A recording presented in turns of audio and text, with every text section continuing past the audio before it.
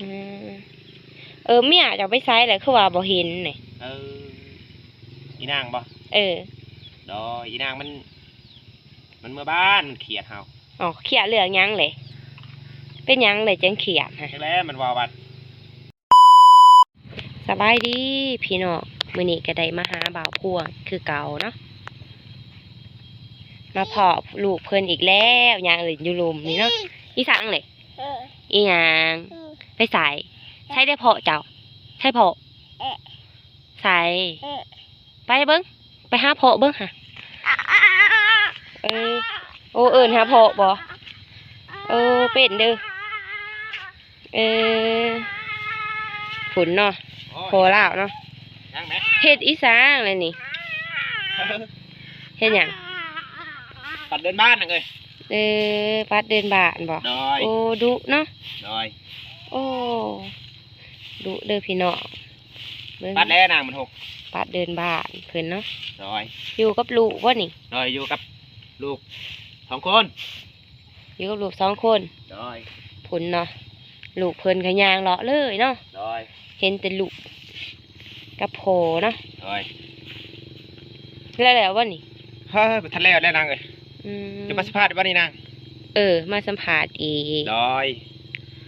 สินั่งกันบ่หรือว่าเจ้าสิปัดก่อนนั่งก็นั่งนางนั่งเบิ่งคนนี้นางเนาะปัดเดินบาทเนาะ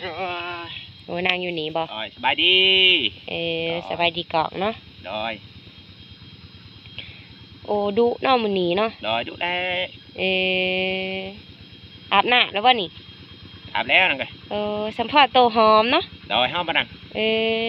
มาแต่ใกล้กะว่าเบาพวงเปลี่ยนทรงผมใหม่อีกทรงผมใหม่นางอาบน้ำแล้วเนาะตู้ก็หอมหอมได้นางได้ยังเลยกินแรงกินแรงปะนางวัดสิแกงหน่อไม้นางแกงหน่อไม้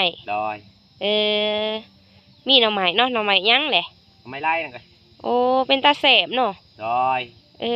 บ่แบ่งขายบ่หรอในเดียวเองนางได้ในเดียวโอ้ขอยก็อยากกินน้ำดินี่กินปะนางกินกระทำซุกก็แล้วนางบ่น้ำต้มนางอยากคือการเด็ดหน่อไม้ไหลเนาะพี่น้องเสะเนาะทากินแล้วสันเนาะไปหาอยู่ไซเลยแล้วอยู่ภูนะอยู่ภูบรรจวบเห็นบ่อยู่ภูเนาะใกล้เนาะย่างบ่ไปหาย่างเอาแล้วน่ะไปกับลูกจะบ่โอ้ไปกับลูกเนาะไปกับลูกเฮา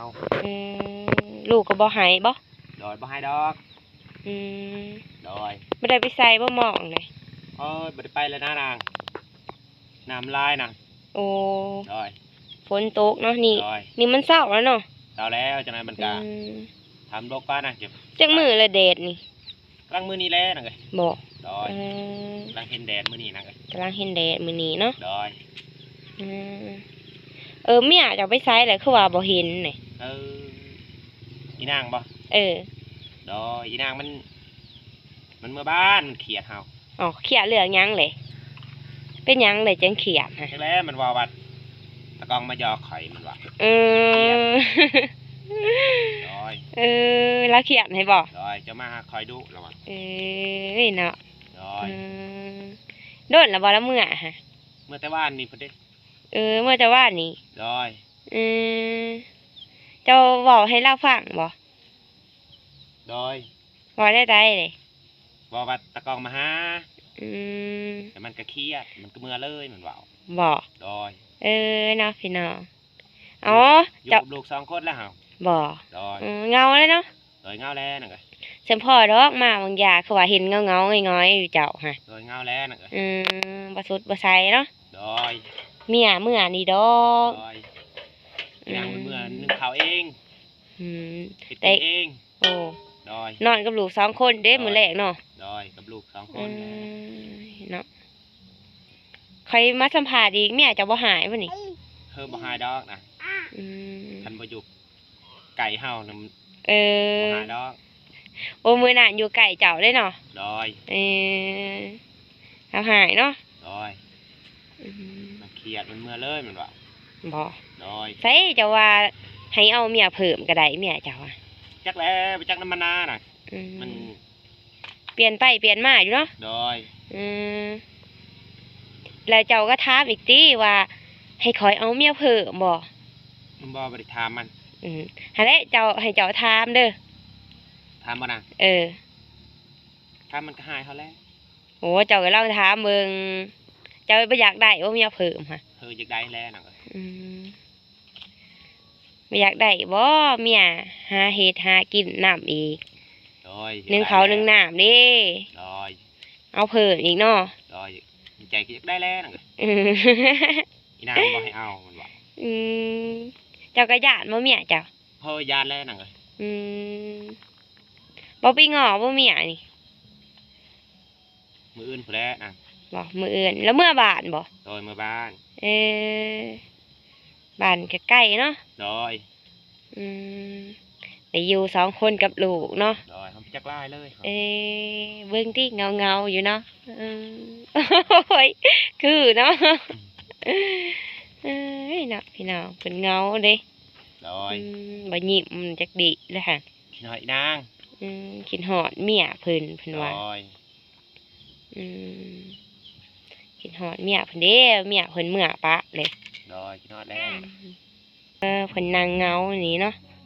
โด ข่อยก็สิได้เมื่อแล้วย่านเมียจะสิหายข่อยหา โดยจะเมื่อบ่นาง จักหน่อยว่าเจ้ามาหยอกผัวข่อยบ่ว่าสิอีก โดย เมียเจ้าสิหายเด้ โดย มาสัมผัสคันมากับ อันคันเจ้าอยู่กับเมียเจ้าก็บ่เป็นหยังเนาะ โดยให้นางมันอยู่น้ำกับแบบยัง โดย ให้เจ้าบ่อยา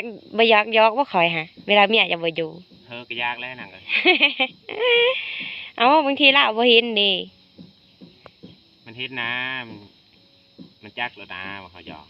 บ่โอ้ยเนาะแอบหยอกก็บ่ได้เนาะ โดย เนาะพี่น้องเมียเพิ่นก็จักหลุดเลย โด ข่อยสิได้เมื่อก่อนเลย โดย มื้อหน้าค่ะมาสัมภาษณ์เจ้าใหม่ โดย เมื่อก่อนเลยพี่น้อง